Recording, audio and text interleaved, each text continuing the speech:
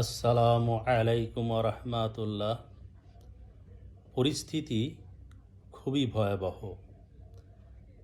আমরা দেখেছি শুক্রবার ভোররাতে ইসরায়েল অতর্কিতভাবে ইরানের উপর হামলা চালিয়েছে এবং তার পরিপ্রেক্ষিতে ইরানও শতাধিক ড্রোন হামলা চালিয়েছে ইসরায়েল উপর।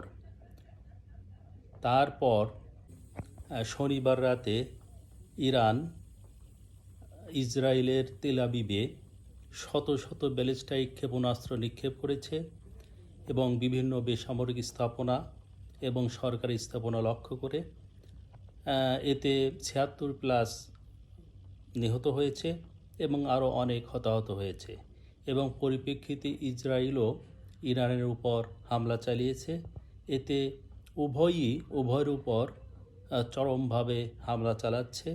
এতে আহত, নিহত এবং ধ্বংসস্তূপে বিভিন্ন জায়গা পরিণত হচ্ছে।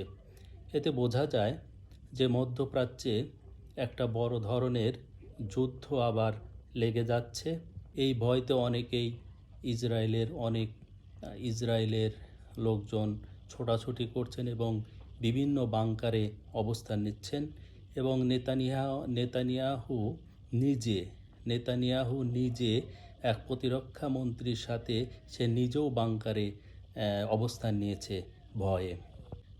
আসলে চরম কিছুই ভালো না, অতিরিক্ত কোনো কিছুই ভালো না। ইসরায়েলে যেভাবে ফিলিস্তিনের উপর আক্রমণ করে তাদেরকে ধ্বংসে পরিণত করলো, এখন আবার ইরানের উপর আক্রমণ চালাচ্ছে। এটা আসলে এগুলো মোটেও ঠিক না।